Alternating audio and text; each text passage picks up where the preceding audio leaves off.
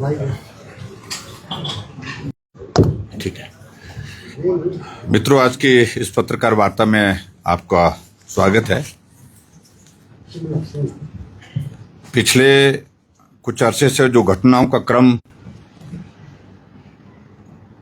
लेकिन हमने उसके बाद जब घटनाक्रम सारा देखा तो उसको देखकर के सारे लोग हैरान भी हैं।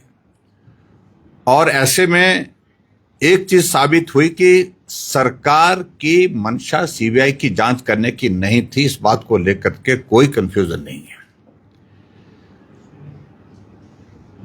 क्योंकि सीबीआई की जांच हाईकोर्ट के माध्यम से आने के पश्चात, जैसे शायद मुझे उम्मीद है कि आप सब लोगों को भी जानकारी होगी कि एसपी शिमला ने डीजीपी सीबीआई को पत्र लिख करके आग्रह किया कि हम एलपीए में जाने वाले हैं। एलपीए में जाने की बात कह करके हम तुरंत जो है रिकॉर्ड सबमिट नहीं कर सकते, नहीं करेंगे। हालांकि मैंने पहले भी इस बात को लेकर के स्पष्ट किया है कि एसपी को इतना सक्रिय होने की आवश्यकता थी नहीं। माननीय उच्च न्यायालय के आदेश आने के पश्चात जो भी कार्यवाही होनी थी आगे की, उसके संदर्भ में जो भी फैसला करना था वो स्टेट गवर्नमेंट को करना था, प्रदेश सरकार को करना था। लेकिन सरकार की ओर से डीजीपी सीबीआई को, डायरेक्टर जनरल सीबीआई को न लिख करके एसपी उसमें लिखता है। यह अपने आप में एक प्रश्न खड़ा होता है, क्या हिमाचल प्रदेश की सरकार जब सीबीआई की टीम यहां पर रिकॉर्ड लेने के लिए आती है तो सीबीआई की टीम के साथ जब उनका संवाद होता है, बात होती है, तो जानकारी हमको प्राप्त हुई है कि उन्होंने कहा कि मैं किसी निजी कार्य से बाहर हूं और इसलिए जो रिकॉर्ड आप मांग रहे हैं वो उपलब्ध नहीं कराया जा सकता। और उसके बाद अगले दिन एक घटना और होती है कि एसपी शिमला फुल फ्लैश एक प्रेस कॉन्फ्रेंस करते हैं और प्रेस कॉन्फ्रेंस में आरोप वो सिलसिलेवार डीजीपी शिमला के ऊपर, चीफ सेक्रेटरी के ऊपर, एसीएस होम के ऊपर, एक्स डीजीपी संजय कुंडू जी के ऊपर और इसके साथ साथ में हिमाचल प्रदेश के हमारे भारतीय जनता पार्टी के नेताओं के ऊपर, भारतीय जनता पार्टी के नेताओं के साथ साथ में विधायक सुधीर शर्मा के ऊपर, और यहां तक के सीबीआई पर प्रश्न खड़े किए, सेंट्रल गवर्नमेंट के ऊपर प्रश्न खड़े किए। और जो पूरे हिमाचल प्रदेश में पिछले लगभग 2.5 साल के कार्यकाल में जो पॉलिटिकल डेवलपमेंट्स हुई थी, चाहे वो राज्यसभा के चुनाव से संबंधित है, चाहे वो कांग्रेस के विधायकों का नाराज होकर के कांग्रेस से अलग होने का फैसला, उस पर एसपी प्रेस कॉन्फ्रेंस कर रहा है। यानी कि वो सरकार का भी हिस्सा बनकर के, सरकार का हिस्सा नहीं, सरकारी जो है वो बातें वो करने के लिए भी वो प्रेस कॉन्फ्रेंस कर रहे हैं। और पॉलिटिकल जो डेवलपमेंट हिमाचल प्रदेश में बीच बीच में होती रहती है उस पर भी प्रेस कॉन्फ्रेंस कर रहे हैं। यानी कि नेता भी और नेता के साथ साथ में हिमाचल प्रदेश में कि सरकार भी वही ऐसे मान करके वो प्रेस कॉन्फ्रेंस कर रहे हैं। मैं समझता हूं कि बहुत ही दुर्भाग्यपूर्ण है। और उसके बाद आगे बढ़ करके जब ऐसी स्थिति हो गई कि एसपी की प्रेस कॉन्फ्रेंस करने के बाद स्वाभाविक रूप से पूरे प्रदेश भर में पूरी चर्चा का विषय बना है। दूसरे दिन मुख्यमंत्री जी दिल्ली से आते हैं। मुख्यमंत्री दिल्ली से आने के पश्चात कहते हैं कि मैं 2 दिन जो है वो दिल्ली में संपर्क में नहीं था। अरे बैठक थी, हम जानते हैं, बैठक में ब्रेक भी होती है, आपके साथ ऑफिसर्स गए होता है, उनको अपडेट किया जाता है, उनके माध्यम से आप तक सूचना पहुंच जाती है, चाहे किसी भी बैठक में। लेकिन मुझे जानकारी नहीं थी कि एसपी ने प्रेस कॉन्फ्रेंस की है। लेकिन मैं फिर से इस बात को कह रहा हूं कि हिमाचल प्रदेश में यह पहली बार हम इस प्रकार से देख रहे हैं कि एक एसपी हिमाचल प्रदेश की सरकार को चला रहे हैं। एक एसपी जो मुख्यमंत्री के बिना कुछ भी नहीं करते, उनकी आज्ञा अनुमति के बिना कुछ नहीं करते, उनके बारे में मुख्यमंत्री कह रहे हैं कि मुझे मालूम नहीं प्रेस कॉन्फ्रेंस हुई है। मेरा यह मानना है कि पत्रकार वार्ता जो हुई है वो मुख्यमंत्री के कहने पर हुई है, मुख्यमंत्री से चर्चा करने के पश्चात हुई है और मुख्यमंत्री के द्वारा जो पॉइंट्स दिए थे उन पॉइंट्स पर हुई है।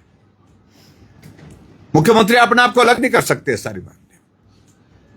और दूसरे दिन मुख्यमंत्री प्रेस कॉन्फ्रेंस करके आप सबके बीच में कहते हैं कि हम सीबीआई की जांच का स्वागत करते हैं। मुझे लगा कि अब बात खत्म होगी, अब बात कह दी और कहा कि हम जो पूरा कोऑपरेशन स्टेट गवर्नमेंट की ओर से देंगे। हमने कहा भी बहुत अच्छी बात है और कहा आप लोगों को भी कहा कि आपके पास भी कुछ इंफॉर्मेशन है तो आप दो और हम मेरे लिए भी कहा कि वो भी दें। लेकिन हैरानी इस बात को लेकर के होती है, मुख्यमंत्री कहते हैं कि पूरा कोऑपरेशन सीबीआई को देंगे और हम एलपीए में नहीं जाएंगे। हम इस बात को मान करके चल गए कि भाई आखिरकार सरकार को जो है सद्बुद्धि प्राप्त हो गई और ऐसी सूरत में जो कहा है उस पर हमको भरोसा करना चाहिए। लेकिन उसके बाद आप देखते हैं कि आगे बढ़कर के क्या हो जाता है। आगे बढ़कर के ये हो जाता है कि एसपी शिमला पर्सनल कैपेसिटी पर अपना डेजिग्नेशन का जिक्र करते हुए एसपी शिमला का ऑफिशियल कैपेसिटी से एलपीए फाइल कर देते हैं हाई कोर्ट में। क्या मुख्यमंत्री जी को यह जानकारी नहीं थी? और जो एलपीए फाइल की उसमें पैरा नंबर 2 है, देखिए, जिसमें एसपी शिमला ने बड़ा स्पष्ट शब्दों में जो है उसमें जो जिक्र किया हुआ है that after the passing of the aforesaid judgment dated 23 May 2025, the matter was discussed with the Office of Learned Advocate General, State of Himachal Pradesh, whereby it has been opined to file present LPA in personal capacity. यानी कि उनके राय लेने के बाद चर्चा करने के पश्चात ये फैसला लिया गया कि पर्सनल कैपेसिटी पर एसपी शिमला जो है उसमें एलपीए फाइल करेंगे। विचित्र परिस्थिति है आपको तरुण में है। और एलपीए फाइल होने के बाद इस सारे विषय को लेकर के जो लीगल एस्पेक्ट है वो सब साथी चर्चा करने लगे। एक तरफ से एसपी अपना डेजिग्नेशन का जिक्र करते हैं, डेजिग्नेशन के साथ साथ ये भी कहते हैं कि मुझे एडवोकेट जनरल के चर्चा करने के बाद उनसे राय लेने के बाद जो है ये राय बनी कि इस बारे में एलपीए जो है करनी चाहिए पर्सनल कैपेसिटी पर। और जब ये एलपीए फाइल की तब क्या वो एसपी शिमला थे?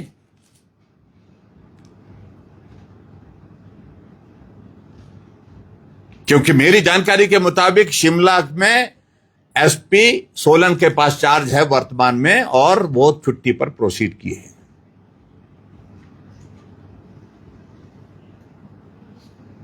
और ऐसी सूरत में मैं इस बात को पूछना चाहता हूं, क्या मुख्यमंत्री जी को जानकारी थी? क्या एडवोकेट जनरल को जानकारी नहीं थी? अगर जानकारी थी तो किस कैपेसिटी से एसपी शिमला जो है उनकी जानकारी के बिना, यानी कि उनसे राय लिए बिना, सहमति लिए बिना जो है एलपीए फाइल करते हैं? यह अपने आप में एक बहुत बड़ा प्रश्न है।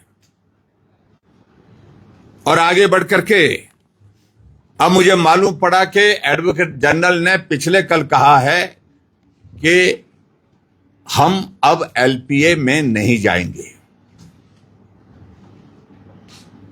आखिर हो क्या रहा है, इस बात को लेकर के पूरा प्रदेश हैरान है।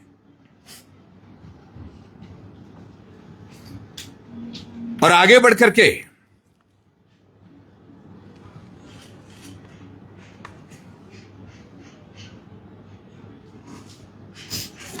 मैं इस बात को लेकर के मुख्यमंत्री से पूछना चाहता हूं कि एक अधिकारी को आपने इस प्रकार से अख्तियार दे दिए हैं, अधिकार दे दिए हैं, वो कुछ भी किए जा रहे हैं, उसके बावजूद भी आप कोई कार्रवाई करने की सोच ही नहीं पा रहे, हिम्मत ही नहीं जुटा पा रहे। आखिर वजह क्या है? क्या आपकी सहमति है सब करने के लिए? क्या आप इन सारी चीजों को लेकर के उनको कहने के लिए कह रहे हैं और उसके बाद जब फजीयत हो रही है उसके बाद फिर आप उसकी करेक्शन करने के लिए कदम उठाने की कोशिश कर रहे हैं? इन सारी बातों को लेकर के मुख्यमंत्री को स्पष्ट करना चाहिए, मैं समझता हूं। और आगे बढ़ करके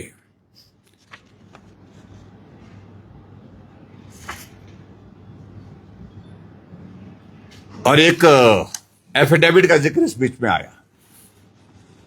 यही अधिकारी जो अपने आप कहते हैं कि मैं ईमानदार हूं, मेरी इंटेग्रिटी पर कोई शक नहीं कर सकता है, मेरी इंटेग्रिटी पर कोई बात नहीं कर सकता है, एक एफिडेविट फाइल किया जाता है।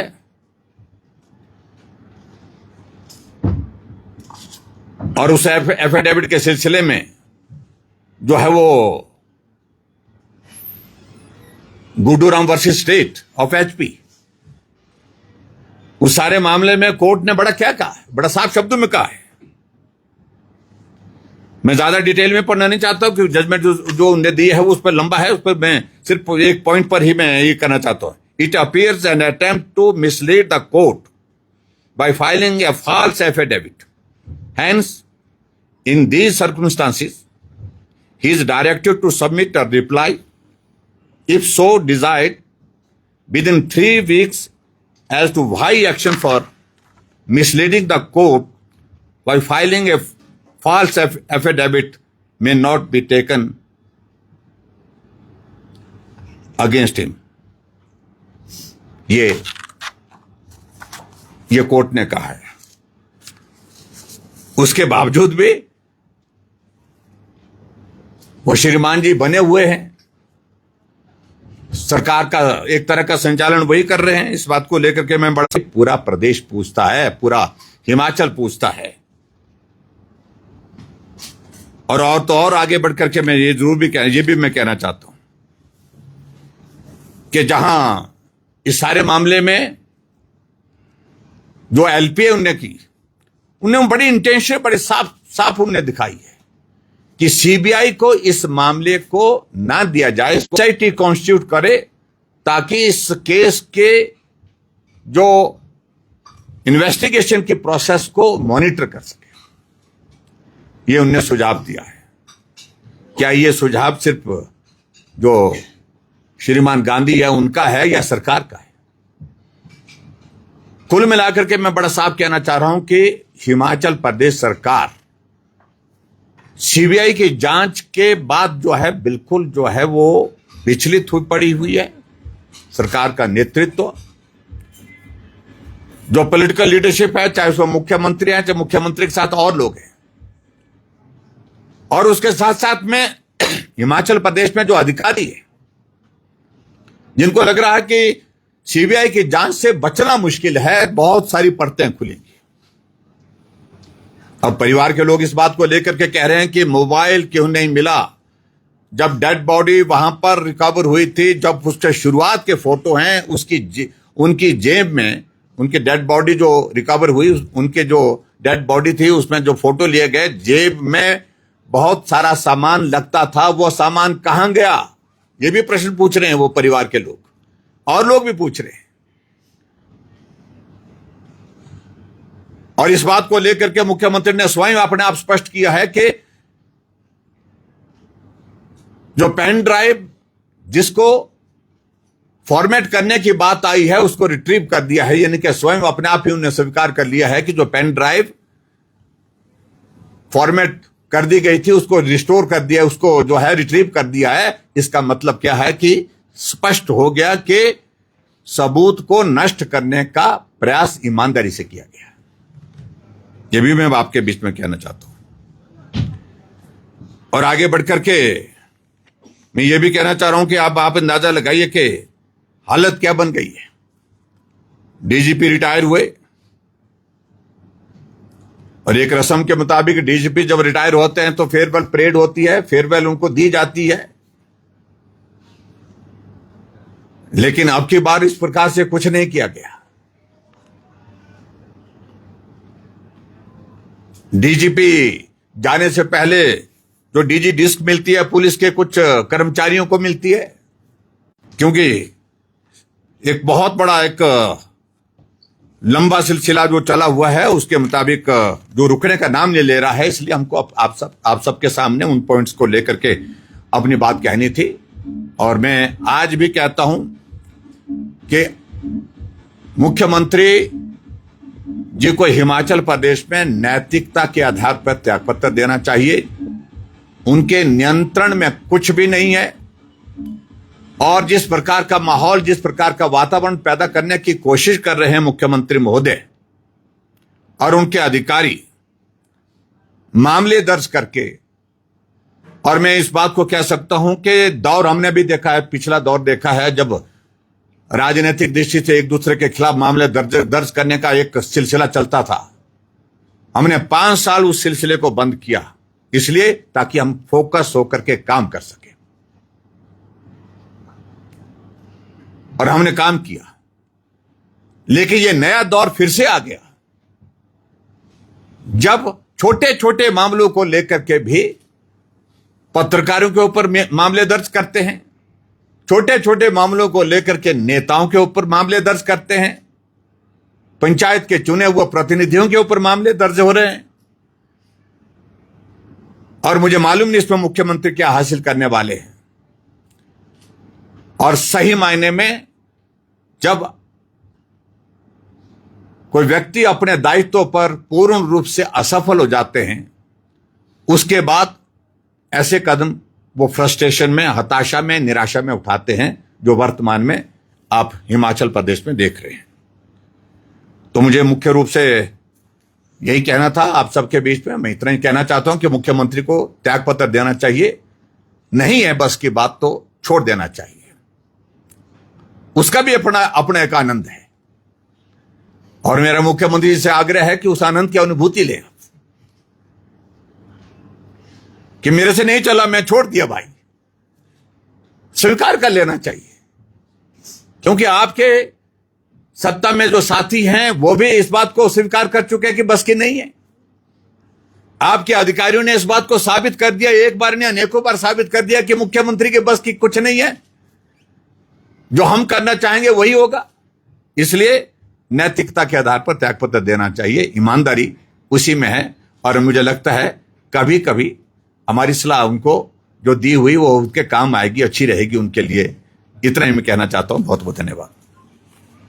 सर, सरकार ने आरोप लगाया है कि सीबीआई के लिए जो है वो उनके परिजनों से मांग नहीं करते, तो हम स्वयं सीबीआई इंक्वायरी कराते हैं। और दूसरी बात उन्होंने कहा है कि विपक्ष जो है कहीं ना कहीं राजनीतिक रोटियां सेकना चाहता है। देखिए, इस बात को लेकर के मुझे बड़ी हंसी आ रही है। मुख्यमंत्री जी कितना झूठ बोलेंगे, और उनके नेता जो बाकी लोग जो उनका वो सारे उठाए फिरे चले हुए हैं,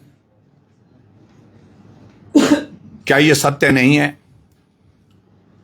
कि बिमल नेगी के परिवार ने बार बार इस बात के लिए आग्रह उस दिन ही कर दिया था जिस दिन उनकी डेड बॉडी ला करके एचपीपीसीएल की वहां पर ऑफिस के सामने रखी थी, कि सारे मामले की जांच निष्पक्ष होनी चाहिए और सीबीआई से जांच होनी चाहिए। हम मौजूद थे वहां पर। उसके बाद जब मुख्यमंत्री ने आश्वासन दिया कि हम इस पर फिर इन्वेस्टिगेशन करेंगे, उन्हें धैर्य रखा। 15 दिन का समय जो दिया था, कहा कि 15 दिन के अंदर आपको इन्वेस्टिगेशन मिल गई। 15 दिन के अंदर मुख्यमंत्री ने क्या किया? जो सबूत थे वो सबूत नष्ट करने के प्रयत्न किए गए, जांच को प्रभावित करने का प्रयास किया गया, और उसके सबूत जो है वो सारे आपके सामने अब एक एक करके आ रहे हैं।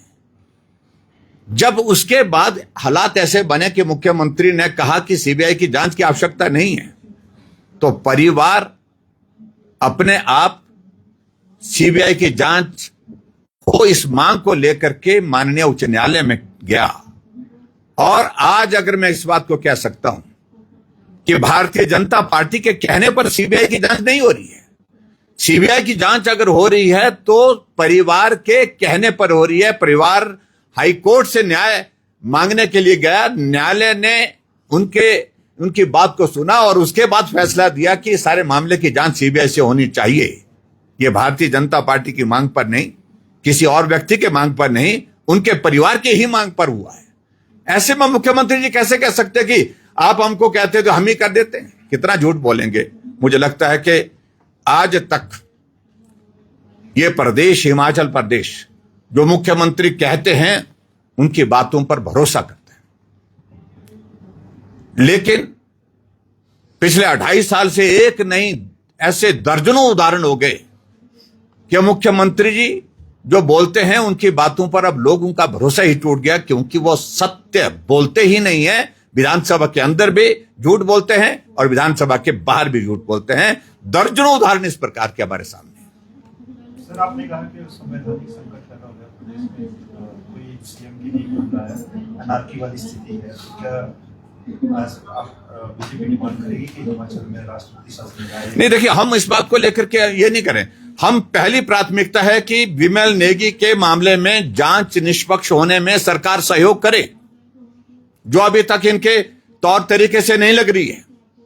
यानी कि मुख्यमंत्री कहते हैं कि एलपीए में नहीं जाएंगे, मुख्यमंत्री कह रहे हैं कि हम जांच में सहयोग करेंगे, जो हमारे पास जो है, जो इंफॉर्मेशन, जो डॉक्यूमेंट्स होंगे वो सीबीआई को सुपुर्द कर देंगे।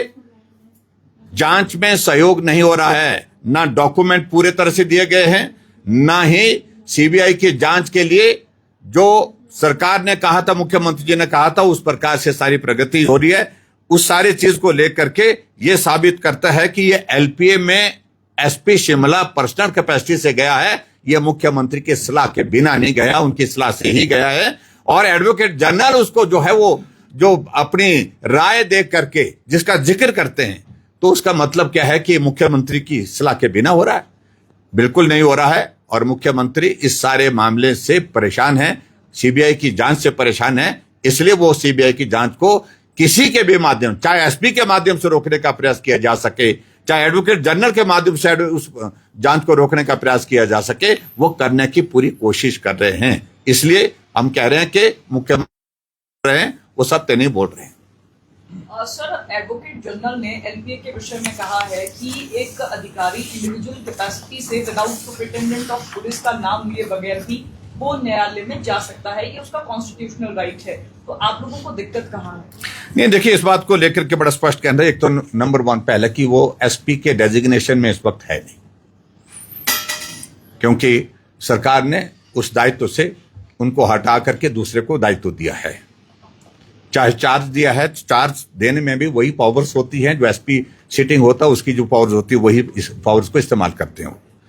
और दूसरी बात जो एडवोकेट जनरल ने बात कही है कि आखिरकार जब आपके एसपी ने आपका नाम लेकर के कह दिया कोर्ट में कि हमने सलाह करने के बाद, चर्चा करने के बाद ये राय बनी, उसके बाद फिर हमने इसमें ये फैसला लिया, तो आपका क्या कहना, आप क्यों मुकर रहे हैं कि हम एलपीए में नहीं जाएंगे? एसपी को अगर वो समर्थन देने की बात कह रहे हैं तो सरकार का समर्थन उनसे अलग से है। इस बात को भी स्पष्ट करना चाहिए ना उनको। एसपी अलग से जा रहा है और उसके बाद सरकार अलग से।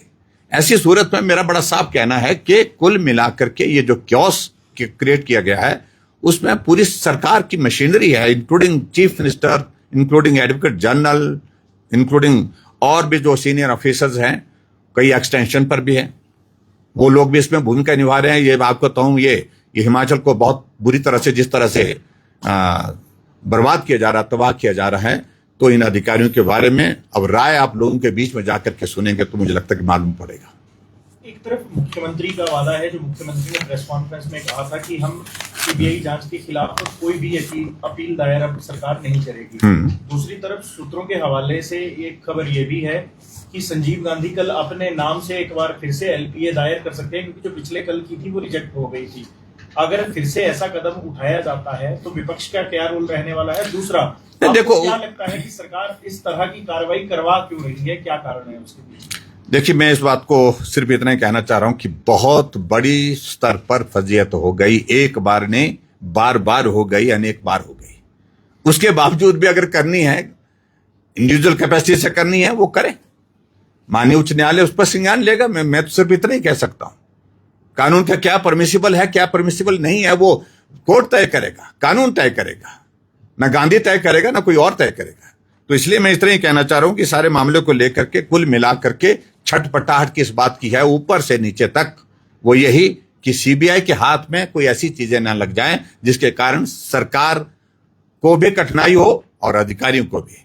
और मैं इस बात को कहता हूं, एसपी सेंट्रल एजेंसी के अगेंस्ट बोलता है, सीबीआई पूरे देश की सबसे बड़ी इन्वेस्टिगेटिंग एजेंसी है, उसके अगेंस्ट बोल रहे हो। यूनियन गवर्नमेंट के अगेंस्ट बोल रहे हैं। हाई कोर्ट के फैसले से सहमत नहीं हूं। डीजीपी के खिलाफ, चीफ सेक्रेटरी के खिलाफ, होम सेक्रेटरी के खिलाफ, बीजेपी के खिलाफ, बीजेपी के विधायकों के खिलाफ, यानी कि इतना अधिकार दे दिया कि आप किसी के खिलाफ बोल सकते हैं। तो ऐसी सूरत में पूरा प्रदेश इस सारी चीज को देख रहा है। मुझे लगता है कि आगे इन्वेस्टिगेशन की जो प्रगति होगी उसमें सारी चीजों का जिक्र आएगा और मैं यही कहूंगा कि निश्चित रूप से, और मैं कई बार हैरान होता हूं, कई बार कुछ एक मंत्री भी इस बात को लेकर के ये करने की कोशिश करते हैं, पत्रकार वार्ता करके कुछ करके अपनी राय देने की कोशिश करते हैं। मैं समझता हूं कि अब इसमें नहीं, अब जो कानून के मुताबिक जो उसमें जो रास्ता बनता है उस रास्ते पर सरकार को चलना चाहिए और इन्वेस्टिगेशन में सहयोग करना चाहिए। और सर, thank you. एक ब्रूरी का जिक्र आ रहा है जिसमें अवैध शराब पकड़ी गई है। आपने भी स्टेटमेंट 2 दिन पहले दी थी। आपने कहा कि मुख्यमंत्री कार्यालय के तार से जुड़े हैं। नाम लेने की कोशिश करेंगे कि कौन लोग उसमें संलिप्त हैं? नहीं, देखिए, मैं इस बात को लेकर बड़ा स्पष्ट कहता हूं कि इस कदर भ्रष्टाचार हिमाचल प्रदेश की सरकार आज की तारीख में कर रही है, यानी कि पूरी छूट है लूटने की एक तरह की। मैंने पहले भी कहा कि पेखू बेला का प्रोजेक्ट जो है एक बहुत बड़ा सबूत ही नहीं, सबूत के से आगे बढ़ करके वो एक स्मारक है भ्रष्टाचार का। और ऐसी घटनाएं एक नहीं अनेकों हो रही हैं। जो कालाअंब में जो एक अवैध तरीके से वहां पर शराब की एक फैक्ट्री चल रही थी, वो आज से नहीं चल रही, बताया जा रहा है कि लगभग 2 वर्षों से चल रही है। हम ये जानना चाहते हैं कि ये त्रिलोकसंस ब्रूरी जो है ये किसकी है और किसके तार उसके साथ जुड़े हुए हैं।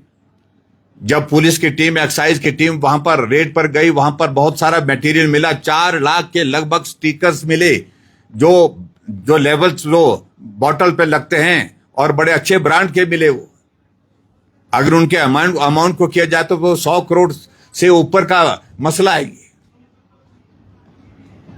और उसके बाद मुख्यमंत्री के कार्यालय से जो हमारी जानकारी है उसके मुताबिक बताया जा रहा है पूरी रात फोन चलते रहे पुलिस को, एक्साइज को, कि मामले को दर्ज ना किया जाए और इस सारे मामले में आगे ना बढ़ा जाए। ये सारा मिला हुआ कार्य मिलकर के करते हैं भाई। एक अधिकारी का नाम उसमें आ रहा है जो मुख्यमंत्री कार्यालय में प्रमुखता से है। कौन होता है मुख्यमंत्री कार्यालय में, इस बात को लेकर के आपको जानकारी होनी चाहिए। लेकिन हैरानी है इस बात को लेकर के कि पूरी रात फोन करते रहे एक्साइज को, पुलिस वालों को, लेकिन उसके बावजूद भी एफआईआर दर्ज हुई, लेकिन उसके बावजूद गिरफ्तारी कोई नहीं हुई है, कार्रवाई कोई नहीं हुई। जब आपको इतनी जानकारी है, आपको अधिकारी का नाम भी पता होगा? मुझे पूरा पता है, उसको जानकारी सबको मालूम है, जो बिल्कुल जुड़े हुए हैं, जुड़ करके काम कर रहे हैं, मिलकर के काम कर रहे हैं। ऐसी बातें बताते हैं। कौन है इस बात को लेकर